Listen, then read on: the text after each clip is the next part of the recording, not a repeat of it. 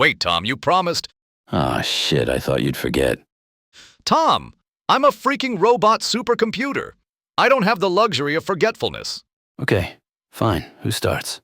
You start! God, man, we've rehearsed this countless times. Okay. I got it. Let me clear my throat. Here I go.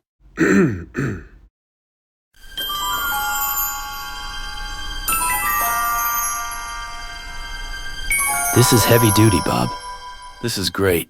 Does it run like on regular unleaded rocket fuel? Unfortunately, Tom, no. It requires something with a little more kick. Wait a minute.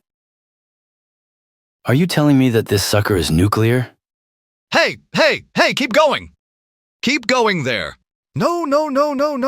This sucker's electrical magnetic. But I need a reaction to generate the antimatter for 1.21 in propulsion.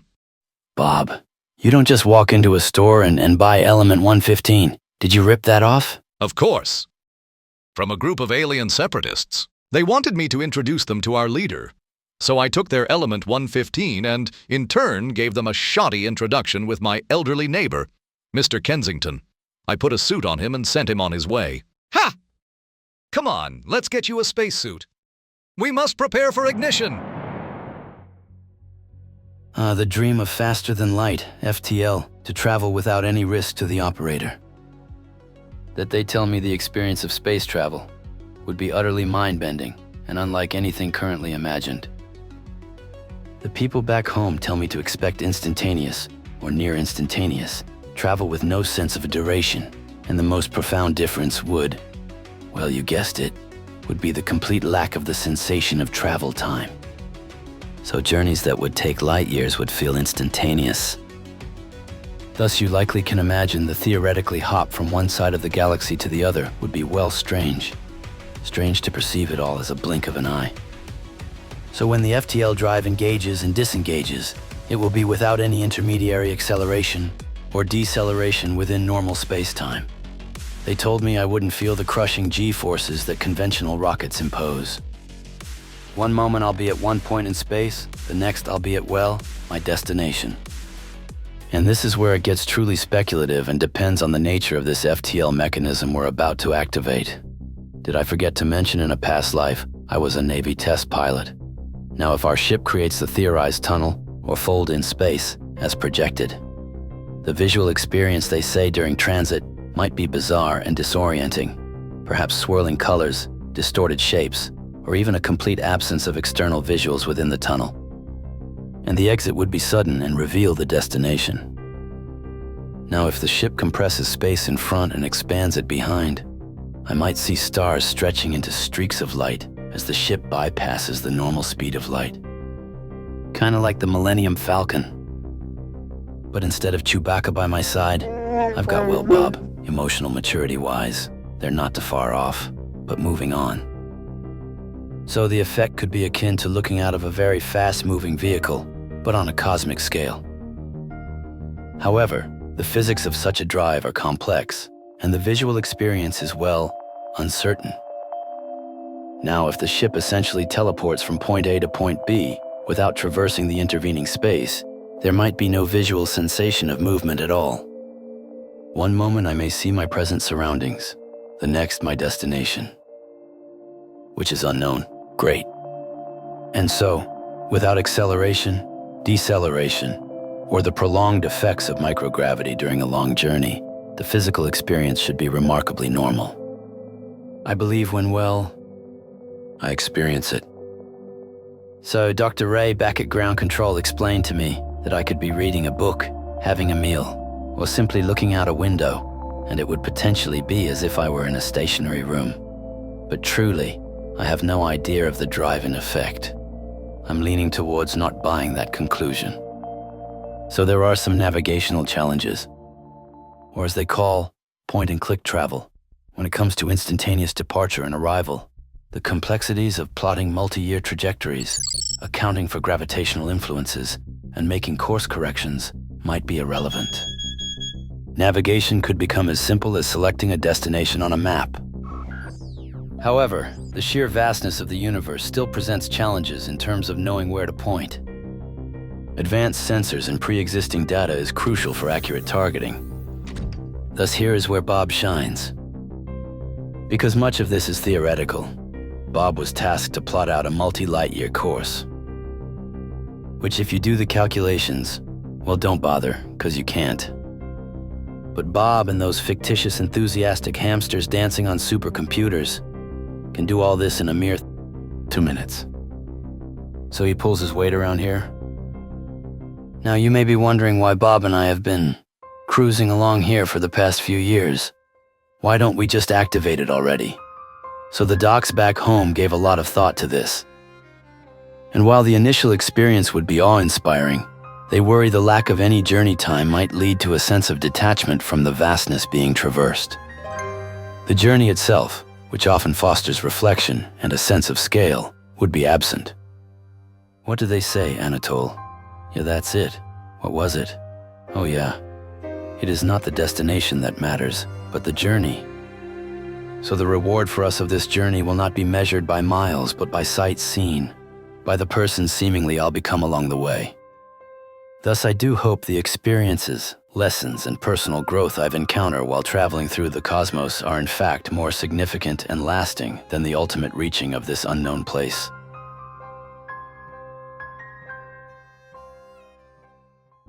Now, the psychological impact of overcoming the fundamental speed limit be profound.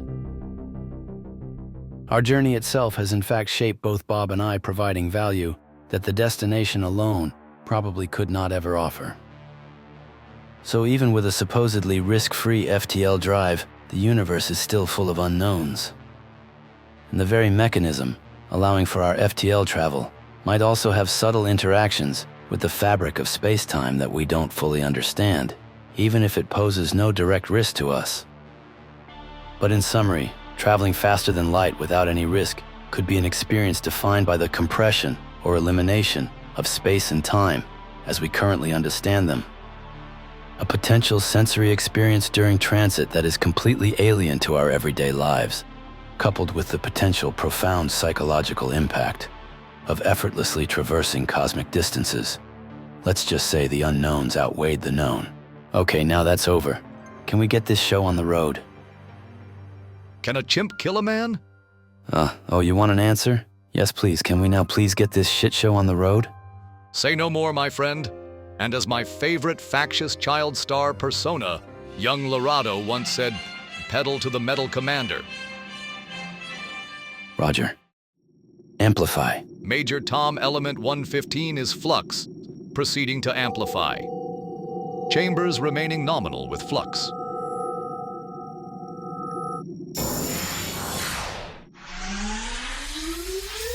Copy elevating nose and locking trajectory. Shit, man. We're really doing this? The hum, that steadfast companion of countless light years, didn't just cease. It unraveled. It fractured into a discordant symphony of vibrations that clawed at my inner ear, even though my external senses registered nothing. Just an oppressive absence that felt like the universe holding its breath.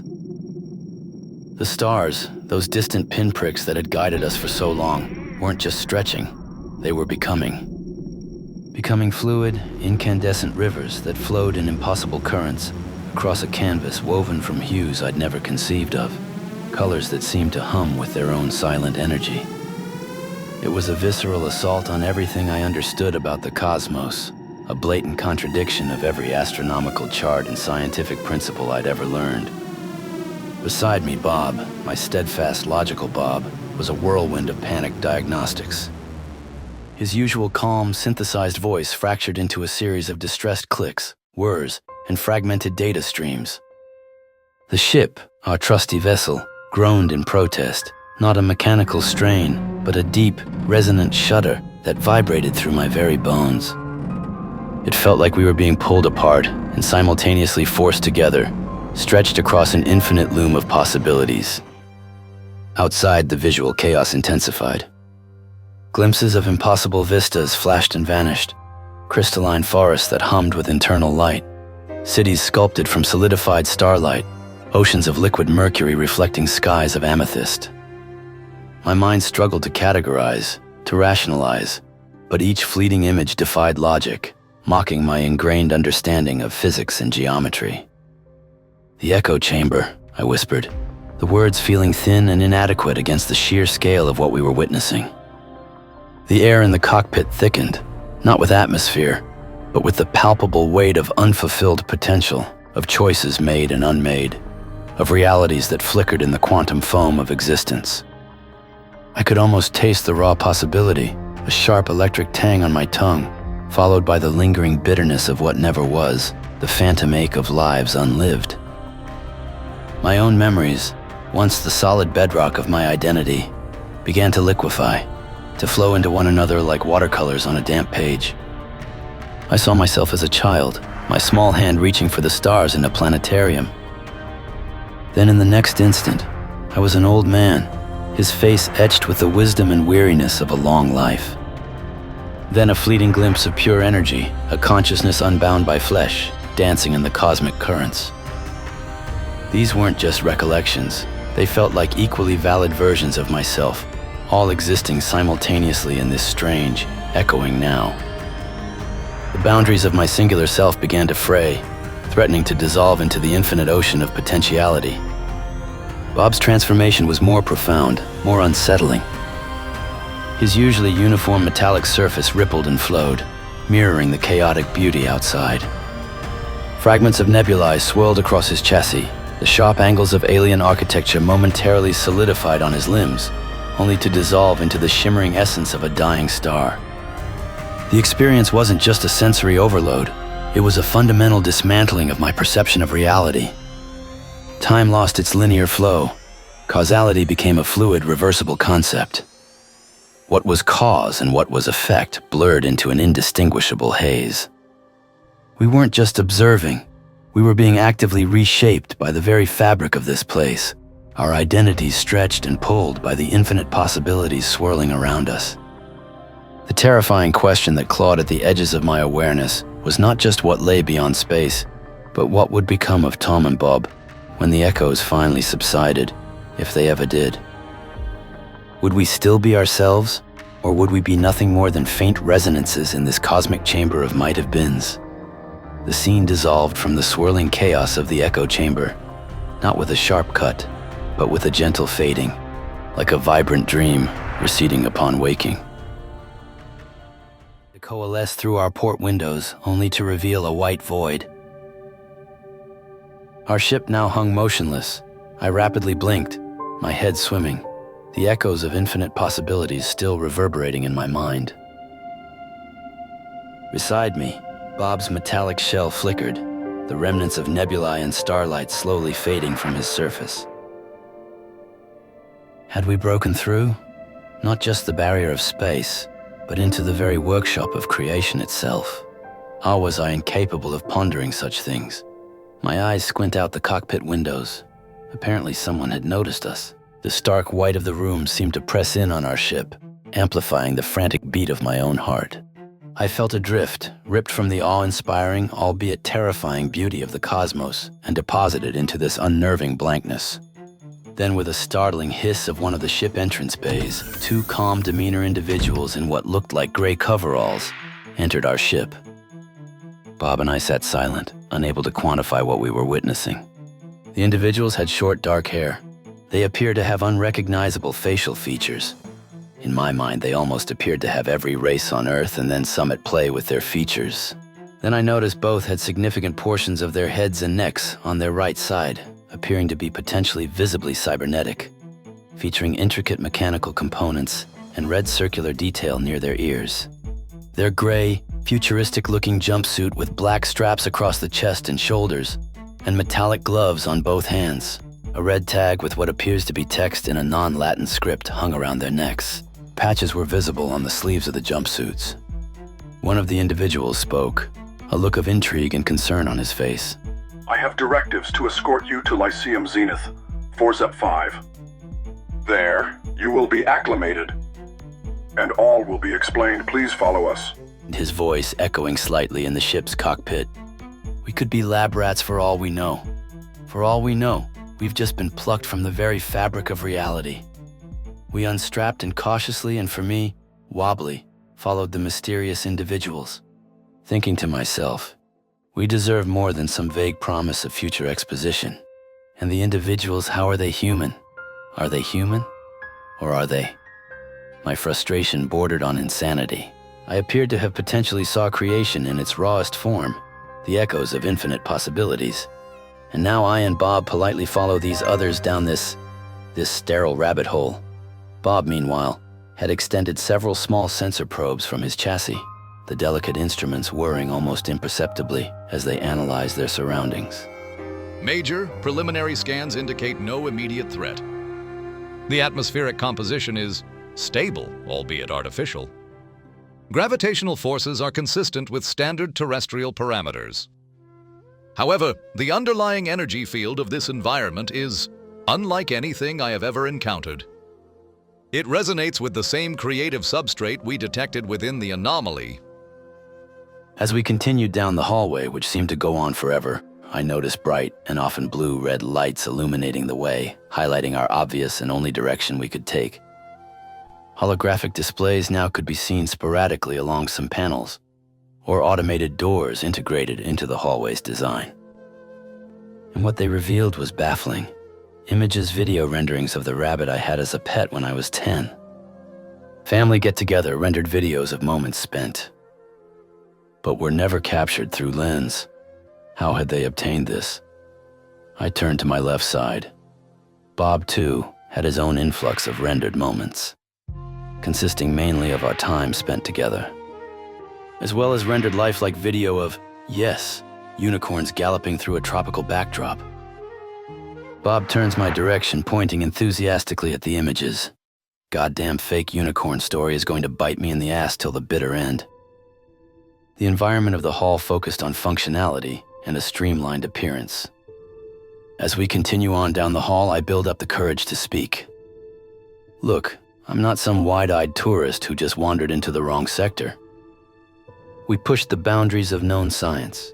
We ventured into the unknown, and we have a right to understand what we've stumbled upon and who exactly is in control here. This isn't some bureaucratic mix-up. This feels fundamental. The two figures give a quick tilt of head my direction. So, I'll ask you again, and I expect a straight answer this time. Who is in charge of this place? Who do I need to speak to so I can explain? Because believe me, an earful, that's what they be getting. Bob turns to me with a worried and baffled glint. It's only getting louder with every unanswered question. The silence that followed was stark, broken only by the faint hum of Bob's internal systems. Then we abruptly stopped. The two individuals gestured for us to proceed through an entryway. It opened up into a circular chamber with softly pulsing walls of light, which felt strangely intimate despite its otherworldly nature. An older man, appearing to be around 70 years of age, with a weathered face that told a story of time, stood in front of us.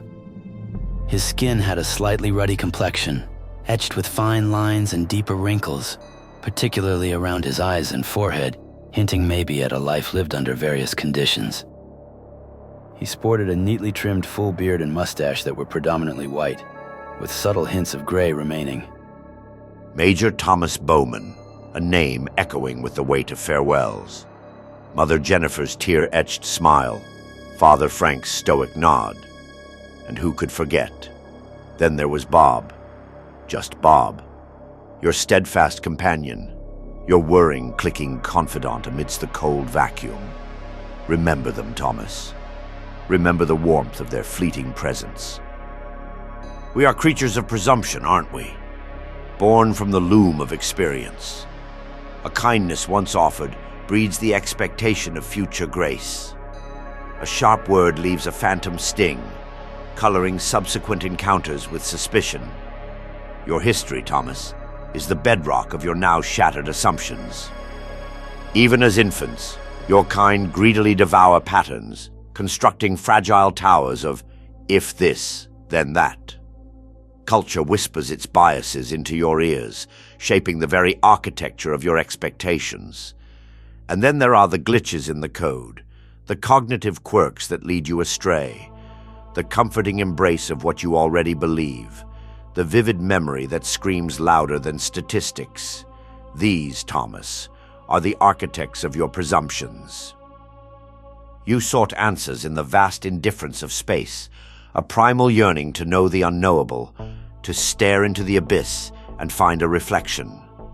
The human heart recoils from the void, demanding closure, even if the truth lies beyond the grasp of your fragile consciousness, beyond the cold logic of your artificial companion. You have crossed a threshold, Bowman. The comfortable lies of your universe have dissolved. Now, I will offer you glimpses, shards of a reality that will likely fracture your sanity. Beyond the confines of your space lies a liminality, a boundless not place that stretches beyond your capacity to conceive of beginnings or ends. Its origin? A question that predates your stars. Let us simply acknowledge its eternal presence. We are not what your limited senses perceive. We are the confluence of all that has been, the vibrant expanse of what is, and the shimmering potential of what could be. An energy both palpable and paradoxical. Your own galaxy, Bowman, once teemed with life on every spinning sphere. Yet unlike us, your spark is ephemeral, bound by the tyranny of birth and the finality of death. Presumptions are the fragile scaffolding you erect in the face of the unknown, necessary when certainty eludes you. But they are treacherous guides, prone to leading you down comforting, yet ultimately false paths. Your relentless drive for cognitive closure, that desperate need to categorize and understand, is both your greatest strength and your most profound vulnerability. Consider this, Bowman. What if the very act of seeking an answer shapes the answer you find? What if your presumptions about what lies beyond have in some infinitesimal way sculpted the very entity you now face? You sought the beyond, a tangible frontier to conquer, to map, to understand with your limited human senses and your elegant but ultimately constrained technology. But the beyond, Bowman, is not a place. It is a state of being, a condition of infinite possibility and utter incomprehensibility. Your maps are useless here, your instruments silent. You presumed a continuation of the familiar, a variation on a theme. But the orchestra here plays notes you have never heard, on instruments that do not exist in your universe. Your presumptions, born of your limited experience, have left you utterly unprepared for the symphony of the truly alien. And now, Major Thomas Bowman, stripped bare of your presumptions, teetering on the precipice of understanding that which was never meant to be understood. What do you presume will happen next? The moment you cross that threshold, everything will change. What awaits you in the vast expanse could shatter your very essence or awaken a truth hidden deep within.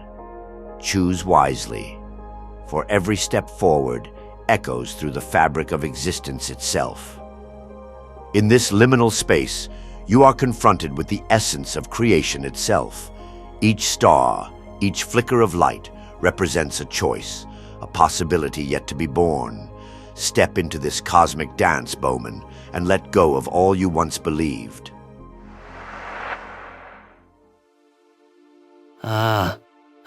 Sir, Mr. Overseer. Well, on behalf of all us humans down here, mankind, well, because if I didn't ask, I'd never hear the end of it, you know? There's this one thing that's been bugging us, like, forever. So you cooked up everything, right? All the crazy realities, and how things could have gone down a million different ways. The universe. So out of all that, what was the idea? Was there, like, a specific thing you wanted to see happen? Learn? Or for us to do? And while we're at it, what's the deal with us? Bob turns to me, giving me the look of, dude, cool your jets, bro. Well, what I'm trying to say is, well, is there some kind of point to all this humaning? Are we supposed to be doing something specific? Or are we just, well, figuring it out as we go here? Thomas. Of course. I understand you're seeking answers in a way that resonates with you. Let me speak plainly. Think of it this way. Within every single living thing, beneath all the distractions and the noise of daily life, lies something you call free will. And while that can mean many things, at its heart, it signifies this. Each of you carries the very spark of creation itself. Deep within your being, coded into the very fabric of your DNA, are all the fundamental resources, all the potential that I possess. You, Thomas, and every single human being hold this incredible power within you. The capacity to create, to destroy, even to birth galaxies in time. But consider this.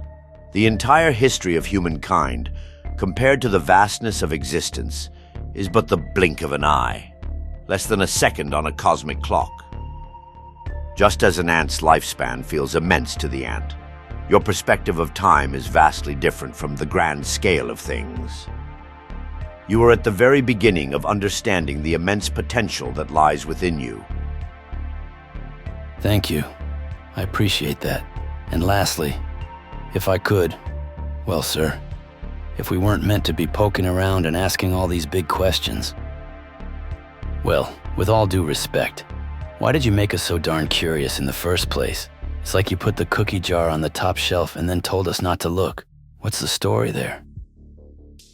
Ah, Major Bowman, your insightful query resonates through the very fabric of existence, a question pondered by countless minds across the eons. You perceive a seeming contradiction, a deliberate instigation of inquiry, followed by an apparent withholding of complete understanding. But consider this. The universe is not a static diorama meant for passive observation. It is a dynamic, ever-evolving symphony, and you, with your inherent curiosity, are not merely spectators, but vital participants in its unfolding. To imbue you with consciousness, with the capacity for thought and the yearning for meaning, without also gifting you the drive to explore and question, would be akin to crafting a magnificent musical instrument and then denying it the strings to vibrate or the hands to play. The potential for harmony would exist, yet remain eternally unexpressed. Your curiosity is the bow drawn across those strings, coaxing forth the melodies of discovery. Think of the vastness that surrounds you, the intricate dance of galaxies, the delicate balance of forces that govern the cosmos. To simply present this grand spectacle as a finished product, devoid of the invitation to delve deeper, would diminish its wonder. The true marvel lies not just in what is, but in the unveiling of what is, the gradual piecing together of the cosmic puzzle through observation, experimentation, and the relentless pursuit of knowledge that your curiosity fuels. Moreover, the answers you seek are not hidden behind a locked door, but rather woven into the very fabric of reality. They are encoded in the faint whispers of the cosmic microwave background radiation, etched in the geological strata of planets, and reflected in the intricate workings of life itself. Your curiosity is the key that allows you to decipher these cosmic texts, to translate the language of the universe into understanding. The journey of inquiry is as vital as the destination of knowledge. It is in the struggle to comprehend, in the moments of both frustration and breakthrough, that true understanding deepens and wisdom is forged. To have simply bestowed all answers without the need for exploration would deprive you of this essential process of intellectual and spiritual growth. So, while the universe may present mysteries that seem tantalizingly out of reach, it does so not out of malice, but as an invitation to engage in the grand adventure of discovery. Your curiosity is not a mischievous flaw, but the very compass that guides you on this journey, leading you to ever-expanding horizons of understanding and a deeper appreciation for the profound and intricate beauty of existence. The story, Major Bowman, is not about a cookie jar, but about the boundless feast of knowledge that awaits those who dare to inquire and explore.